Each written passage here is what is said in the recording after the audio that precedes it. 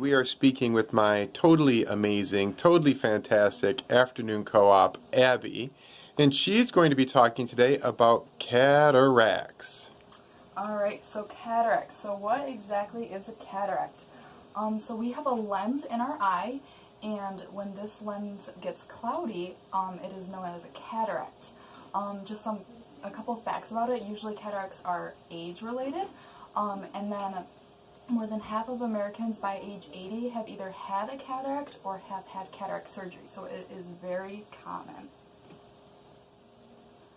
So this lens in our eye, it is transparent. It is made up of mostly water and proteins. The proteins are arranged in kind of a crystalline structure form so that light can pass through it, and the light is focused on the back of your eye and the retina. So when this light passes through the lens, it reaches the retina, and then it's transformed into like nerve signals that are sent to the brain, and that's how we see images. However, when you get a cataract, your lens becomes cloudy like this, and this happens because the proteins in our eyes will clump together, making it cloudy, so it won't be in that nice like crystalline structure where the light can just pass through freely.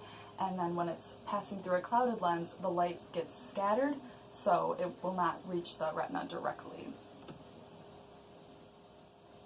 So how do they exactly affect your vision? So again, we have the blurry vision because the light is being scattered and you're not going to be able to see like your vision properly. So I have an example of like, to kind of understand what they're seeing, this is like normal vision and it's kind of blurred down here. However, if the cataract is small enough, you might not have your vision affected.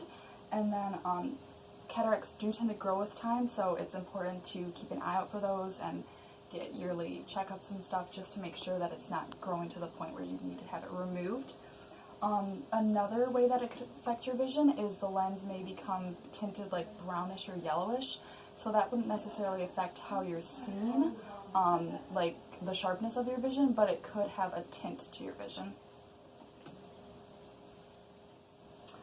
So some other symptoms of this, of course, we have the blurry vision. Colors might seem a little bit faded. There's poor night vision, and you can see down here you might get like glares, which is kind of this. With traffic, it's kind of hard to drive, and then there's halos as well. You can also get double vision, and you might also have your prescription change frequently. And then, so who gets cataracts? So anyone can get cataracts. Usually, as I said, they're usually age-related. However, that might be a little bit misleading because usually cataracts start to develop around the age of 40s and 50s. However, they are small enough where you don't have to get cataract surgery. But then around age 60 is when you might need cataract surgery. So other things that could affect you getting cataracts are some diseases such as diabetes. There are behaviors that you could do, like smoking, that could increase it. And then there's also like environment, so prolonged exposure to UV rays could also increase your chance of getting cataracts. So types of cataracts, mostly they are age-related, but there are secondary cataracts, and that's due to like health problems like diabetes, as I mentioned. There are traumatic cataracts, which could occur after any eye surgery that you had. There are congenital cataracts, which could develop when a child is born or throughout their childhood, but usually they're small enough where they wouldn't affect your vision. And then there's radiation cataracts, which occur to prolong certain types of radiation. And so how is a cataract detected? So a nice way to kind of get a basis to see if your vision's changing a lot is visual acuity. So that's where you put like the spoon over your one eye and you read off the letters. It kind of measures at what distance you can see. A dilated eye exam is also a great way to see if you are having cataracts. This allows your eye will dilate, and then your eye doctor can see in the back of your eye and examine the retina and then the optic nerve. There's also a tonometry, which is the instrument that measures the internal eye pressure, which is also a great way to see if you have a cataract.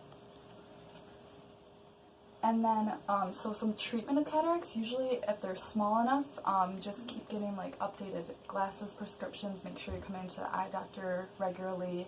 You could get anti-glare sunglasses if you need help with any of that glare. And then just always try to kind of be in like some pretty bright lighting, so you can see as well as you can. Then there's cataract surgery. This is only necessary when it gets to the point where it's affecting your vision, and you can talk about this with your eye doctor and see like what treatment you want to follow. However, cataract surgery takes about an hour, and usually it says that your mild discomfort goes away after a day or two. So it's not too bad is what I've heard. And then here are my sources. All right, you did an amazing job. One small correction, though, is that tonometry is a measure of the pressure inside the eye, and it does not relate to cataracts. So it may have been aberrometry you were after. Gotcha. Aberrometry would be a measurement of the aberrations, and that would be related to the lens of the eye. Otherwise, a fantastic job. Thank you so much. Again, very proud of our Abbie. She has done an amazing job, and be sure and check her out. She's on our YouTube page.